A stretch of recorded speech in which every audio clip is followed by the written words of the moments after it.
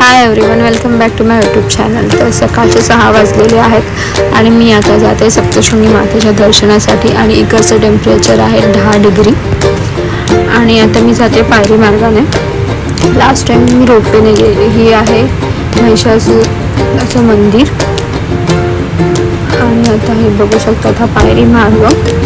आता जर तुम्ही पायरी मार्गाने गेलात तर तुम्हाला 500 पायऱ्या आहेत। त्या पायऱ्या चढून तुम्हाला जावं लागतं मंदिरामध्ये। तर आता मी 6 वाजता चढायला स्टार्ट केलं, तर मी 15 मिनिटांमध्ये आम्ही मंदिरामध्ये पोचलो। आता हे बघू शकतात पायऱ्या चढायला सोप्या आहेत असं हे काय नाही आहे। तुम्ही 10 ते 15 मिनिटं लागतात आणि सकाळची वेळ होती आणि सोमवारी होता, त्यामुळे मंदिरात जरा गर्दी पण नव्हती। आम्हाला खूप मस्त असं दर्शन झालेलं आहे। तुम्ही बघू शकता हे आहे श्रीरामाचं मंदिर आणि इकडनं तुम्हाला मार्तंड पर्वत आहे तो दिसू शकतो आणि त्याच्यानंतर आता आपण पुढे जाऊया। तर अजून आता आम्ही 300-400 पायऱ्या चढलेलो आहोत आणि आता थोड्याच वेळात आम्ही मंदिरामध्ये पोहोचू। बघा उभी किती फास्ट चढायला लागली, तुला खूप मजा येते।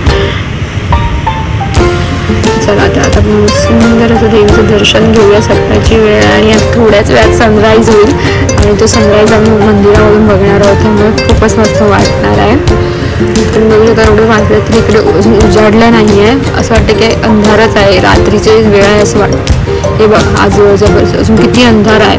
6 वाजलेत, 6:15 झालेत तरी अजून इकडे एवढा अंधार आहे आणि थोड्याच वेळात इकडे सनराईज होईल।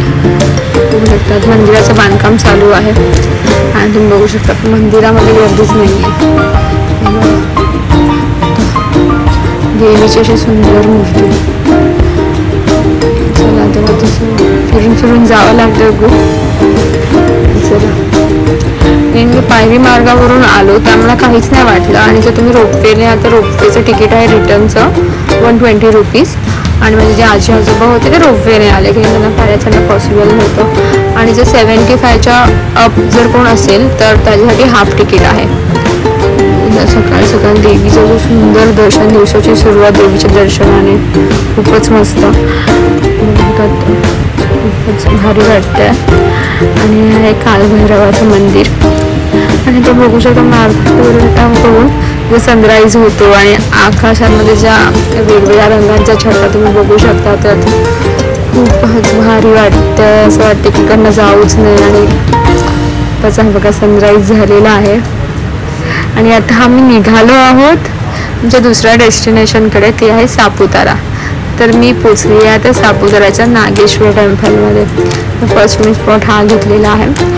सापुतारा सप्तशृंगी ते सापुताराचा डिस्टन्स आहे हार्डली असेल 50 किलोमीटरच्या पण कमी आहे, 50 ते 40 किलोमीटर। आणि सप्तशृंगी गडाचा जो घाट आहे तोच 10 किलोमीटरचा आणि जर तुम्ही पायथ्यापासून आत तिकडे 40 किलोमीटरच्या आतून सापुताराला येऊ शकता। आणि इकडे सुंदर असं नागेश्वर टेम्पल आणि हे गुजरातचं एक हिल स्टेशन आहे आणि सुंदर अशी देवाची पूजा करून ठेवली आणि ती फुलं खूपच मस्त आहे। आरास जी आहे,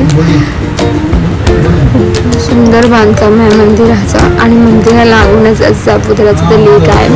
आणि सापुतारा तुम्ही 1 डेमध्ये कव्हर करू शकता। तर ते इकडे इव्हनिंगला फाउंटेन शो असतो पण तो आता बंद आहे आणि जो रोपवे आहे तो पण अंडर मेंटेनन्स होता, मला रोपवेतून जाता नाही आलं। आणि याच्याच पुढे टेबल लाईनसुद्धा आहे, तिथून मला इकडे महाबळेश्वरचा फील येऊ शकतो आणि लेकही खूप मस्त आहे, खूप चांगलं मेंटेन केलेलं आहे, क्लीन पण आहे एरिया आजूबाजूला आणि गार्डन्स वगैरे आणि इकडे एक रोज गार्डनसुद्धा आहे। बोटिंग आहे आणि बोटिंग ही संध्याकाळी चालू होते आणि इव्हनिंगला इकडची जी खाऊ गल्ली ती सगळी शॉप्स ओपन असतात। आता मी सकाळी इकडे 11 वाजता आलो होतो, 11च्या आधीच आलो होतं, मग काय ओपन तर नव्हतंच। आणि आता आपण जाऊया टेबल लँडला वरती। टेबल लँडची पार्किंगची चार्जेस आहेत 50 रुपीज आणि टेबल लँडवरून सुंदर असा व्ह्यू दिसतो, पण आज सगळं धुकं वातावरण असल्यामुळे ना काय लांबचं असं दिसत नव्हतं। चला आता टेबल लँडला जायचा हा जो घाट आहे तो पण खूप डेंजरस आहे, एका पॉईंटला एकदम स्ट्रेट वर जावं लागतं, त्यामुळे जरा रिस्की आहे। आणि इकडे सूर्यनारायण टेम्पलसुद्धा आहे आणि आता आम्ही जातो रोज गार्डनला, पण तेही बंद होत्या म्हणून तो पण पॉईंट मिस झाला। असं तर मी सापुताराचा राऊंड मारून आलेलो आहोत। शकता सुंदर आहे सापुतारा मंडीसाठी आणि मुंबईपासून ही नियर आहे. तुम्ही कधी इकडे येऊ शकता. ते हिल स्टेशन आहे. चला तर आता आपण जाऊया. म्हणजे तुम्हाला सापुताराला यायचं नियर जे रेल्वे स्टेशन ते आहे वापी. आणि तुम्ही जे मी सांगेल तुम्ही बाय कारच आहे हेच मी सजेस्ट करेल. आता आपण जाऊया आपल्या नेक्स्ट डेस्टिनेशनकडे. ते आहे नाशिकला दिंडोरी. चला तर बाय बाय, भेटूया नेक्स्ट ब्लॉगमध्ये.